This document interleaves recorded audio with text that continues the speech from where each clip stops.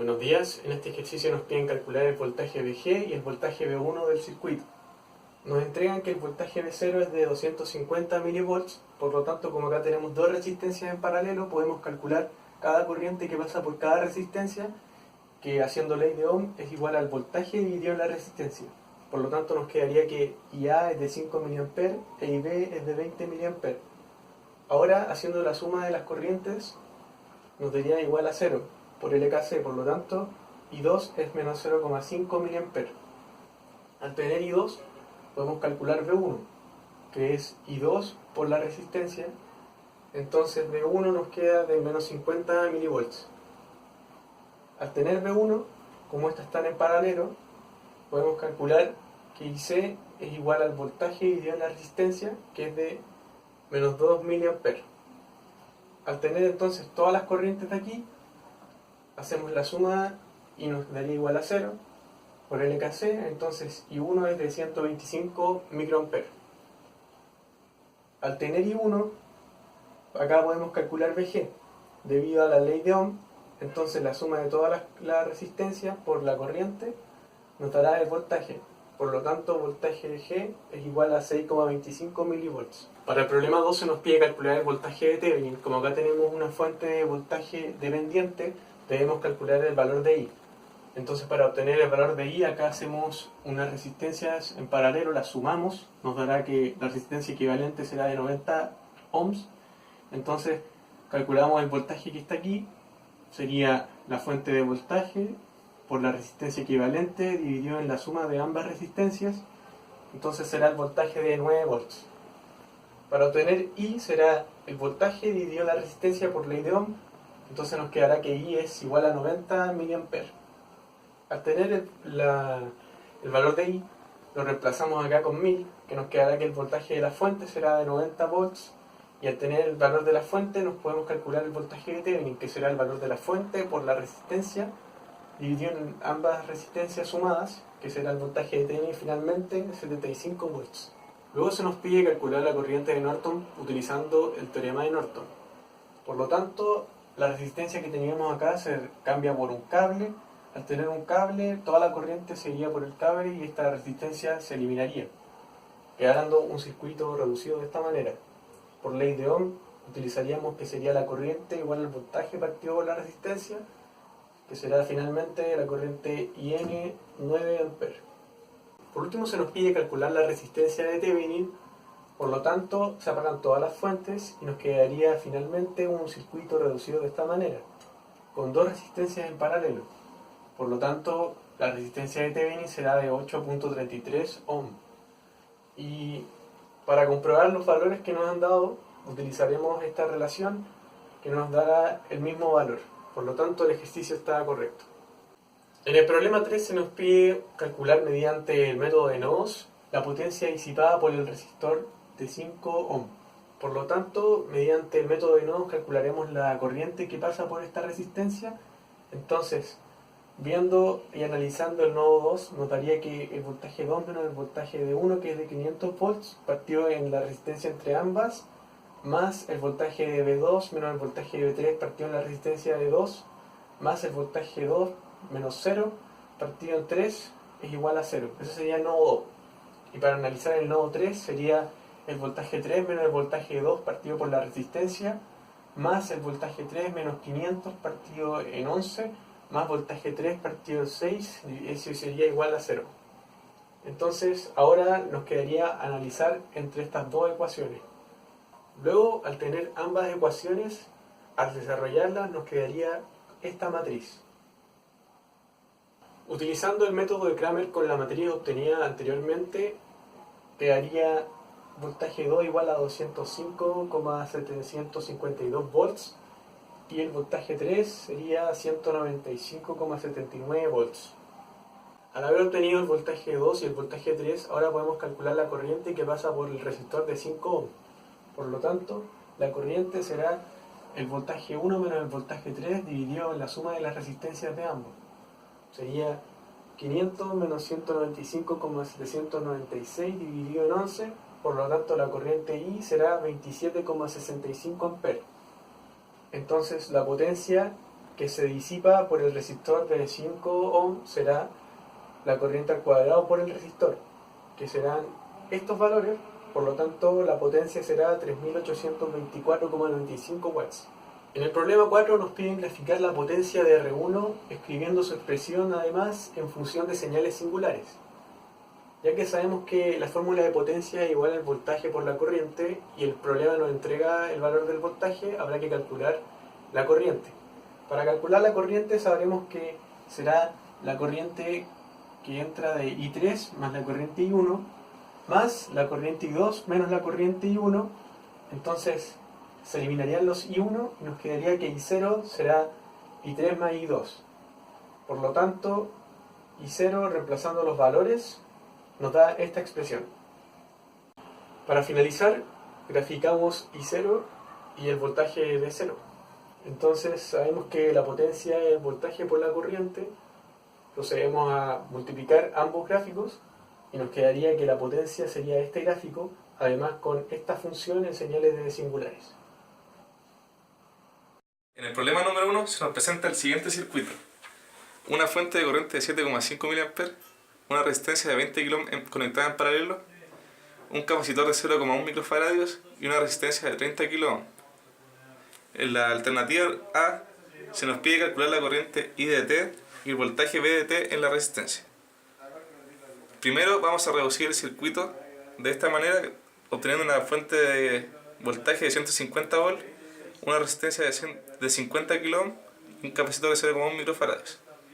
Posteriormente vamos a cambiar la fuente de voltaje a una fuente de corriente de 3 mA conectada en paralelo con una resistencia de 50 kΩ y un capacitor de 0,1 microfaradios. Con este circuito podremos obtener la ley de corriente de Kirchhoff, que es I de S de la fuente es igual a la corriente en la resistencia más la corriente en el capacitor.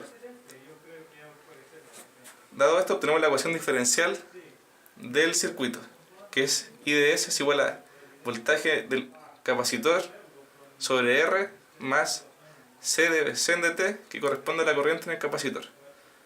Sabemos que el voltaje en el capacitor tiene una respuesta de esta manera: K por E a la ST, y su derivada será KS por E a la ST.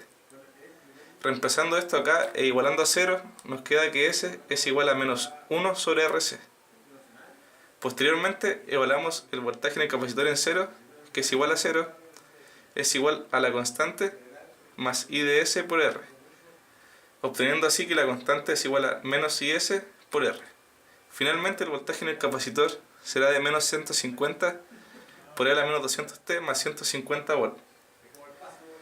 Luego sabemos que la corriente en el capacitor corresponde a el valor del capacitor por la derivada, obteniendo una corriente de 3 por E a la menos 200T mA. Finalmente, el voltaje en el resistor será la suma del voltaje en el capacitor más el voltaje de la resistencia de 30 kΩ, obteniendo así un valor de 150 menos 60E a la menos 200T volt. En la alternativa B se nos pide cambiar la entrada de la fuente a 7,5 UDT menos 15 UDT menos 1 más 7,5 UDT menos 2 mA. Para esto aplicaremos el operador Z. Esto dice que I de T es igual a Z operando sobre IS de T, es decir, Z de 7,5 UDT mA, lo cual es 3 por E a la menos 200T mA. Esta es la corriente que encontramos anteriormente. Luego aplicamos el operador Z a toda la expresión anterior, es decir, I de T es igual a Z de 7,5 UDT menos 2 veces 7,5 UDT menos 1 para que nos dé 15 más Z sobre 7,5 UDT menos 2 mA.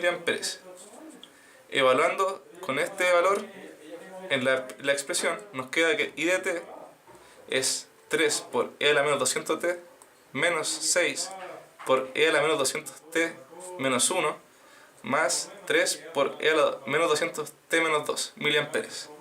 En la alternativa C se nos pide bosquejar la corriente anteriormente encontrada. Acá tenemos un gráfico de corriente en miliamperes versus el tiempo en segundos. El tramo A corresponde a la corriente de 3 por E a la menos 200t, como se ve aquí. El tramo B corresponde a menos 6 por E a la menos 200t menos 1, así. Y el tramo C corresponde a 3 por E a la menos 200t menos 2, así. En este problema se nos presenta el siguiente circuito. En este tenemos conectado a una fuente de tensión un switch que cambia la posición 1 y 2, uniendo el resto de la red a una fuente de 250 volts. Se nos dice que la respuesta de este circuito está representada por V de T, que es el voltaje en este capacitor en el tiempo.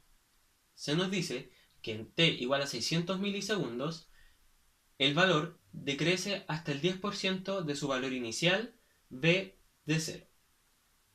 Para obtener este valor, se nos dice también que el circuito ha estado en la posición 1 mucho tiempo. Es decir, el capacitor está cargado y se comporta como un circuito abierto. Teniendo estas consideraciones, nos vamos al T menor que 0 para obtener el valor inicial. Aplicamos transformaciones de fuentes, pasando de una fuente de voltaje a una fuente de corriente, simplificamos el valor de las resistencias, volvemos a trabajar aplicando transformación de fuente y uniendo la resistencia que nos queda al resistor de 9 kilos. Esto nos entrega un circuito equivalente que tiene una fuente de 175 volts y una resistencia de 30 kilos en serie a la resistencia de 20 kilos que teníamos antes. Esta resistencia es importante porque nos podemos dar cuenta que es paralela al circuito abierto que deja el capacitor cargado. Por lo tanto, en ella podemos encontrar el valor de la tensión inicial que estamos buscando. Aplicamos un divisor de tensión o de voltaje, estableciendo la igualdad, y llegamos a esto. El valor de la fuente multiplicado por el valor del resistor dividido la suma de las resistencias o resistores nos dan el valor de la tensión en el resistor, que es igual al valor de la tensión en el capacitor en T igual a 0, lo que nos da un valor de 70 volts. Obtuvimos una expresión que aún tiene como incógnita T y el valor del capacitor. Para obtener el valor del capacitor, nos vamos a la igualdad que conocemos de que en T igual a 0.6 segundos, este valor del voltaje decrece hasta el 10% del valor inicial, que eran 70 volts, por lo cual tenemos esta igualdad. La expresión anterior es igual a 7 volts. Realizando el trabajo algebraico para despejarse, llegamos al valor de que el valor del capacitor es de 13.028 microfaradios. Con esto podemos construir una expresión completa del voltaje en el tiempo. Luego, obtenemos la constante de tiempo tau, que en este tipo de circuitos es igual al valor de la resistencia equivalente por el capacitor. Obtuvimos anteriormente una resistencia de 20 kΩ. Por el valor del resistor que acabamos de encontrar, nos dan una constante de tiempo igual a 0.26056 segundos.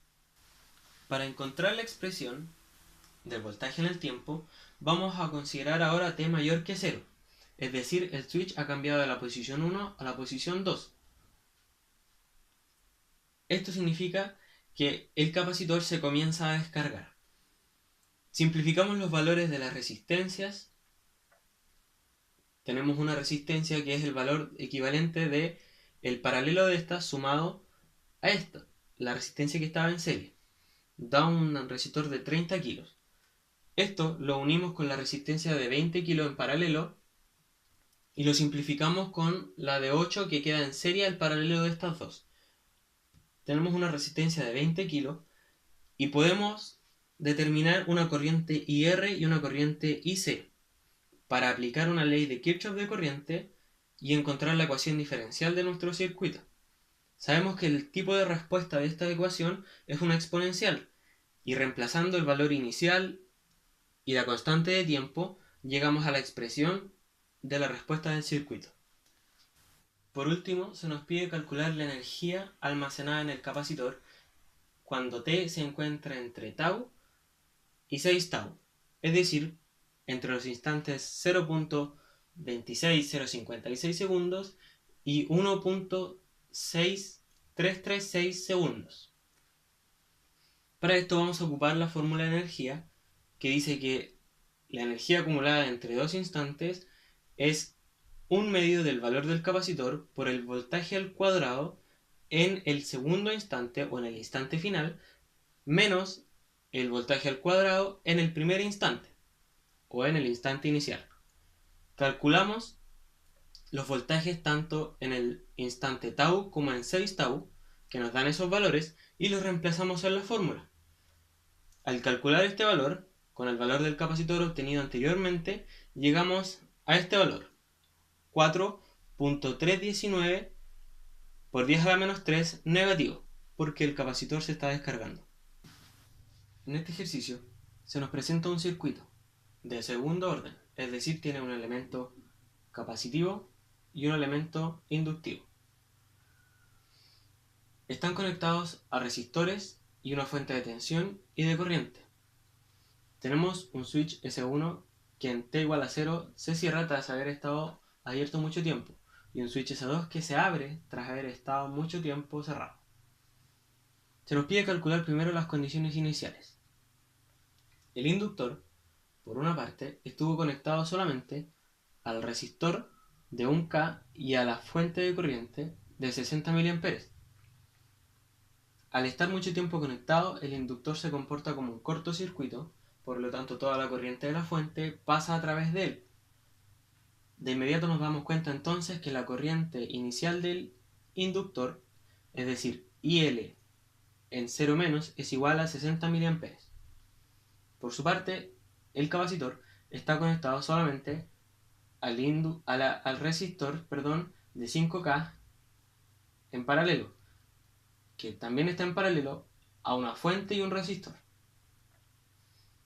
De esta forma podemos ver que el voltaje en el capacitor es el mismo del resistor que está en esta parte. Por lo tanto, podemos hacer un divisor de tensión para encontrar ese valor. La fuente, por el elemento en el que queremos encontrar la tensión, dividido la suma de ambos resistores. De esa forma llegamos a que el voltaje inicial en el capacitor, es decir, VC en 0 menos, es igual a 120 volts. Ahora, para encontrar la ecuación diferencial del circuito, analizamos T mayor que 0. Vamos a tener este switch abierto, por lo cual esta parte se desconecta y este switch se cierra. Entonces tenemos el circuito equivalente de acá. Hacemos una transformación de fuente para obtener una fuente de corriente y unimos las dos resistencias que van a quedar en paralelo para obtener este circuito final de acá. Teniendo en cuenta que como están en paralelo, el resistor, el capacitor y el inductor tienen el mismo voltaje, vamos a aplicar una ley de Kirchhoff en el nodo superior, una ley de Kirchhoff de corriente.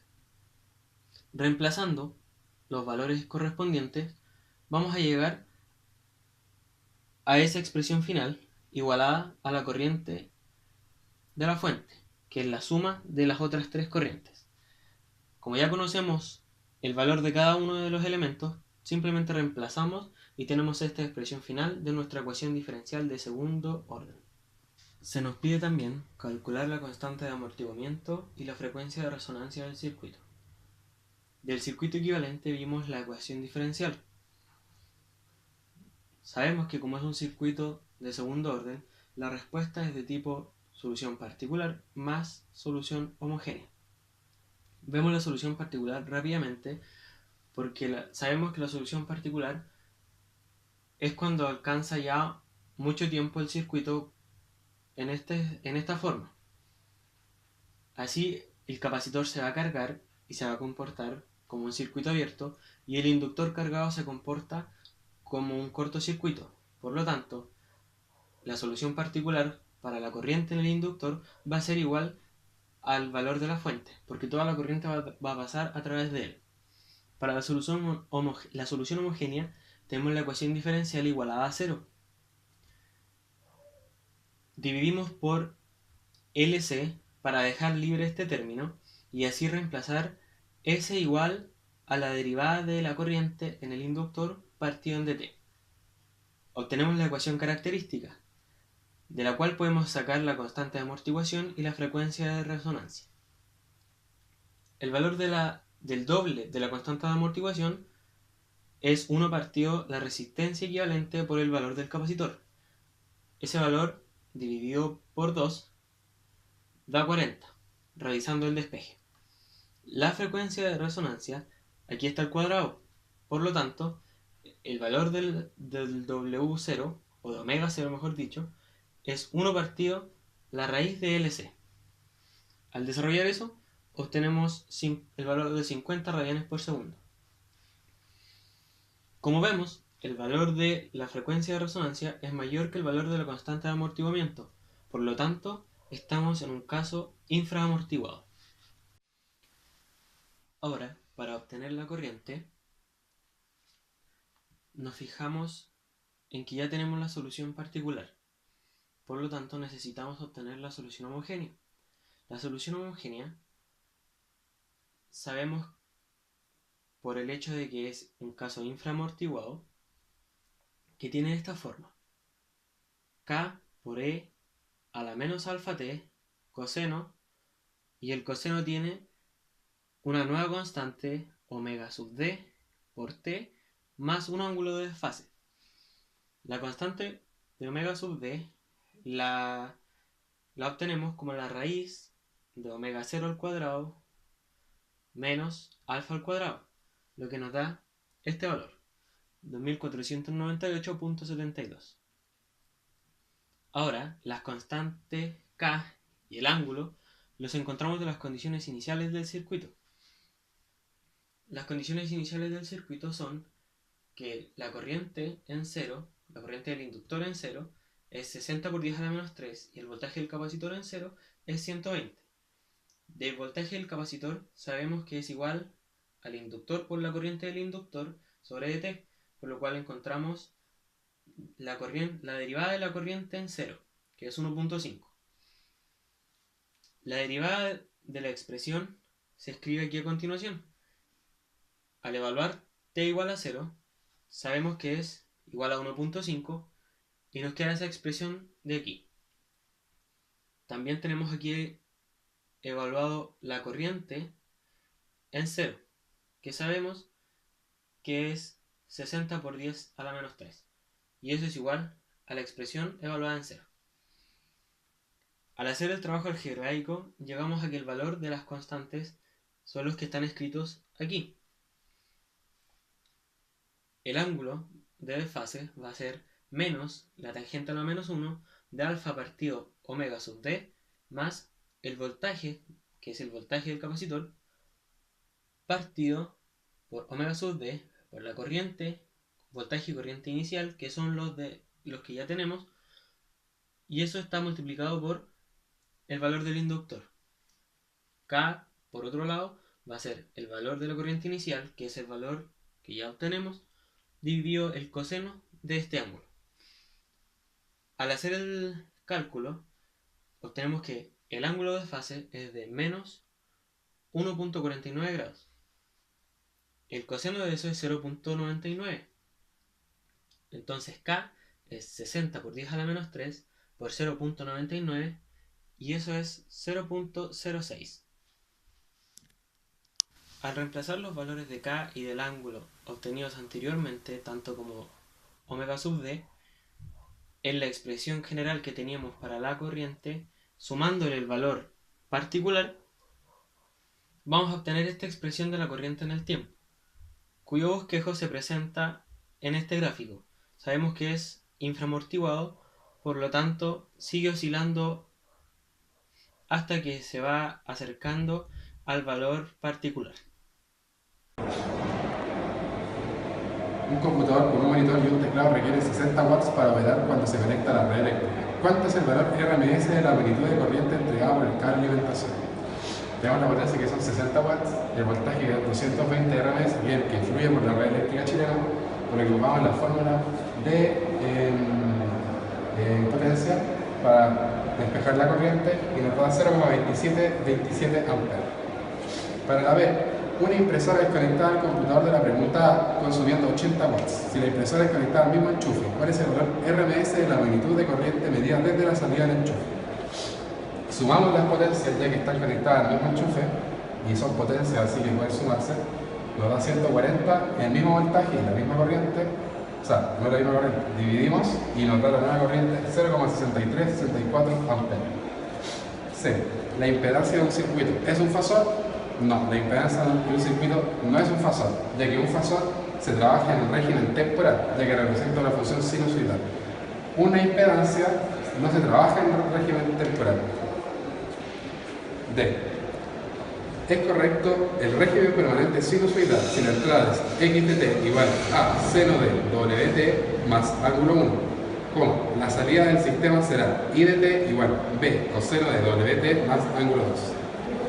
Sí, debido a que el régimen permanente sinusoidal se trabaja con impedancias que son constantes, por lo que en la sinusoide solo se modifica el ángulo de desfase o la amplitud manteniendo la frecuencia angular, por lo que estaría correcto el enunciado. Y por último, en la E, es correcto, el valor efectivo de una señal continua es igual al valor efectivo de una señal alterna en RPS. Explica y además defina lo que es el valor efectivo. No, puesto que una corriente continua, el valor efectivo es el valor de la entrada y una corriente alterna es el valor máximo dividido por raíz de 2. Más, el valor efectivo es el mismo que produce una corriente continua que al pasar por una resistencia produce la misma disipación de potencia que la que produce una corriente alterna. En el problema número 2 se nos presenta el siguiente circuito. Una fuente de voltaje de 220 volt RMS a una frecuencia de 50 Hz, Z1 con una impedancia de 30 más 40 J-ohm, Z2 que consume 2 kW con un factor de potencia de 0,8 inductivo, la resistencia que consume 1 kW, el inductor de 0,5 kVA reactivos. En la alternativa A se nos pide calcular la potencia compleja total de las cargas. Es decir, la potencia de cada elemento la sumaremos para encontrar el Z total. En Z1 tenemos que la potencia es igual a la magnitud del voltaje al cuadrado sobre Z conjugado, es decir, 220 volt al cuadrado sobre 30 menos 40 J. Esto nos queda 0,58 más 0,774 J kVA. En el elemento Z2, como tenemos el factor de potencia, que es 0,8, aplicaremos la relación que dice coseno del ángulo es igual a 0,8. Aplicando arcoseno nos queda 36,86 grados. Posteriormente tenemos que Q es igual a P por la tangente del ángulo, es decir, 2 por tangente de 36,86 grados. Esto es igual a 1,5 kVA reactivos. Obteniendo la potencia compleja nos dará que S2 es igual a 2 más 1,5 J kVA. En la potencia de la resistencia nos dan al tiro que la potencia activa es 1 kW. Y en el caso del inductor nos dicen que es 0,5 kVA reactivo. Finalmente, la potencia total será de 3,580 más 2,764 J kVA. En la alternativa B nos piden calcular el factor de potencia del conjunto de las cargas.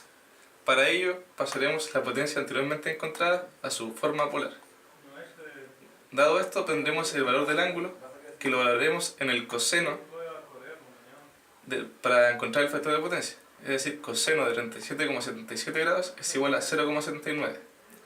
Este valor será el factor de potencia y se encuentra en atraso. En la alternativa C se nos pide encontrar el fasor de corriente suministrado por la fuente. Para ello, utilizaremos la expresión S es igual a B por I conjugado. Gracias al teorema de Telegen, sabemos que la potencia suministrada es igual a la potencia consumida. Dado esto, utilizaremos el valor de 4,52, ángulo de 37,37 kVA, es igual a 220 volt por I conjugado. Despejando, nos queda que 4,52, ángulo 37,77 sobre 220. Finalmente nos da que I conjugado es igual a 20,54, ángulo 37,77 amperes. Pero lo que estamos buscando es el fasor de corriente, por ende aplicamos el conjugado, cambiándonos el valor del ángulo. Y finalmente la corriente será de 20,54, ángulo de menos 37,77 amperes.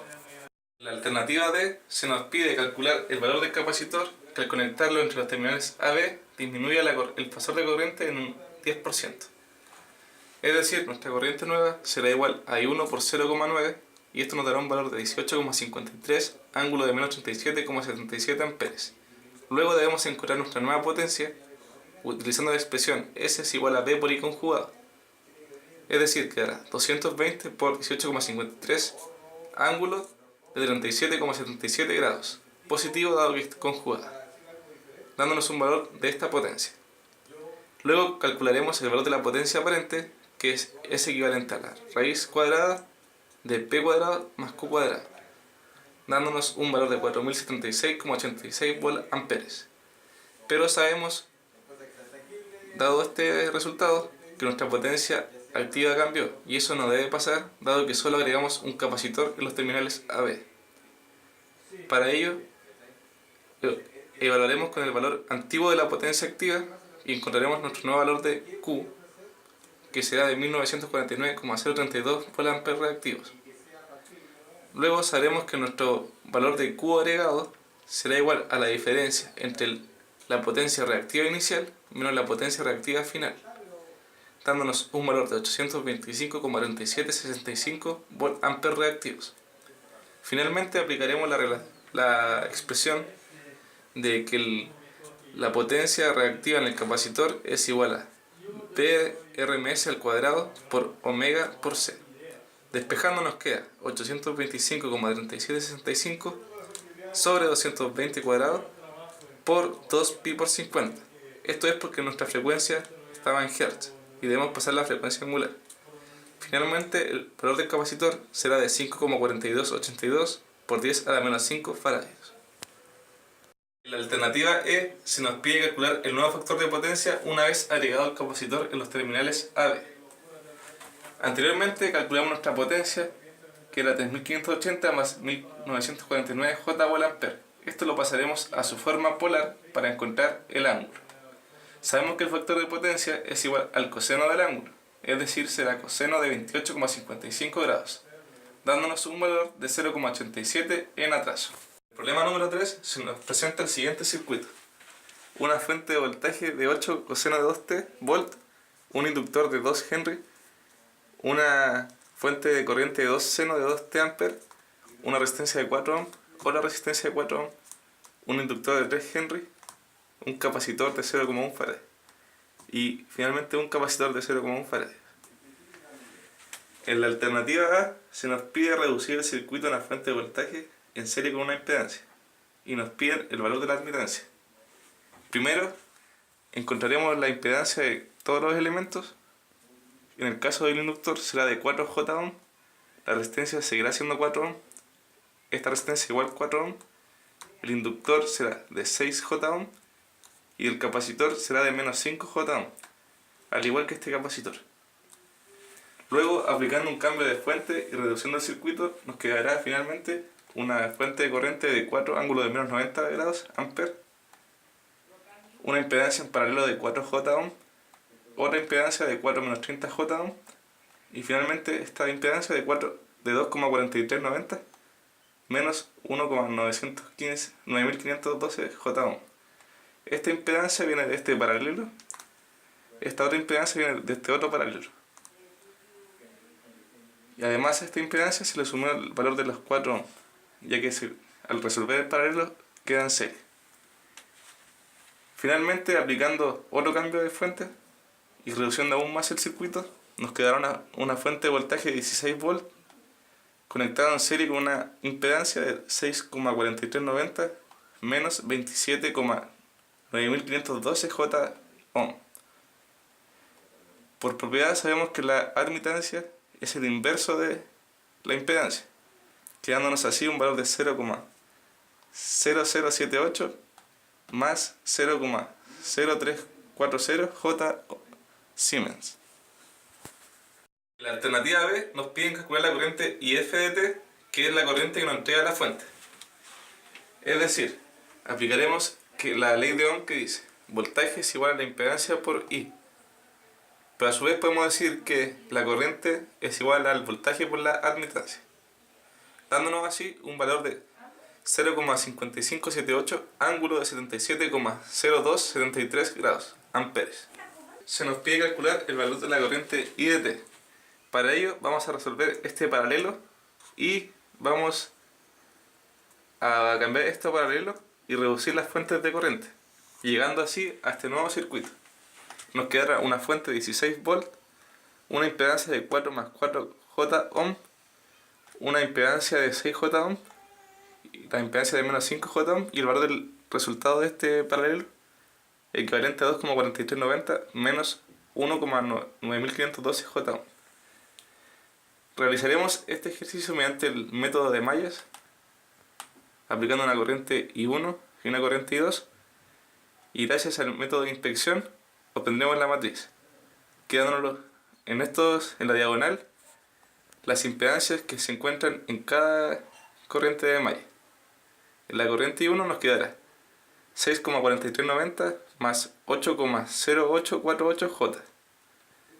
En la corriente 2 será solo una impedancia de J. Y en estos dos valores comparten 6J con su valor negativo, multiplicados por la corriente I1 y 2, y es igual a las fuentes que se encuentran en cada malla. En este caso será 16 volts en sentido de la corriente, por eso será positivo. La corriente I2 no tiene ni una fuente de voltaje. Finalmente sabemos que I de T será I1 menos I2, dándonos un valor de 2,7891 ángulo de menos 102,97 amperes. Por ley de Ohm tendremos que el voltaje de T será la corriente por la impedancia, dándonos un valor de 16,74 ángulo de menos 12,97 volts. La alternativa D nos piden graficar el diagrama fasorial del inductor de 3 Henry. Anteriormente calculamos la corriente que tenía un valor de 2,7891 ángulo de menos 102,97. Después, mediante la ley de Ohm, obtuvimos que su voltaje de 16,64 ángulo de menos 12,97 volts. Esto lo graficamos en el gráfico de real versus imaginario y nos quedará que la corriente estará situada en el tercer cuadrante con un ángulo de menos 102,97, con una magnitud más pequeña que la del voltaje. Y el voltaje se encontrará en el cuarto cuadrante con una magnitud de 16,64 y un ángulo de menos 12,97 volts. Sabemos que estará correcto dado que entre ambos fasores hay un ángulo de 90 grados.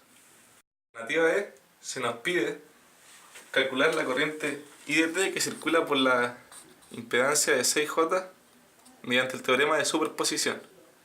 Es decir, tendremos que apagar una fuente y calcular una corriente que circula acá, después apagar otra fuente y calcular la corriente que circula acá. Finalmente debemos sumarlas ya que estarán en el mismo sentido. Sin fuente de corriente nos quedará el siguiente circuito: una fuente de voltaje de 8 volts, una impedancia de 4 más 4 J ohms, esta impedancia de 2,4390 menos 1,9512 J ohms, la impedancia de 6 J ohm donde circula la corriente I de T y una impedancia de menos 5 J ohms. Mediante el método de mallas nos quedarán dos corrientes de mallas, I1 e I2. Aplicando el método de inspección nos quedará que esta corriente de mallas pasa por estas impedancias, obteniendo la suma de acá. En la malla I2 nos quedará la suma de estas dos impedancias, que es igual a J, y en la diagonal nos quedará la que comparten con signo cambiado. Acá está la corriente I1 y I2, y acá la fuente de voltaje que está en sentido de la corriente. Finalmente I1 tendrá este valor e I2 este de acá. Obteniendo el valor de IT será I1 menos I2, ya que I1 circula así e I2 en este sentido, dándonos un valor de 1,39 ángulo de menos 102,97 amperes. Sin la fuente de voltaje nos quedará un circuito de 8 volts, una impedancia de 4 más 4 J ohms, esta impedancia de 2,4390 menos 1,9512 J ohms, la impedancia de 6 J ohms donde circula la corriente I de T y una impedancia de menos 5 J ohms. Aplicaremos nuevamente el método de mallas corriente I1, corriente I2. Y como podemos ver, es el mismo circuito que anteriormente realizamos, realizando el mismo matriz, obteniendo la corriente I1 e I2, dándonos el mismo valor de corriente. Finalmente sabemos que I de prima de t, que es la que estamos sacando aquí, será I1 menos I2, nos dará esto, y la corriente final que circula acá será IT, que es esta de acá, más I' de t, que es la que está acá, dándonos un valor de 2,78, ángulo de menos 102,97 amperes.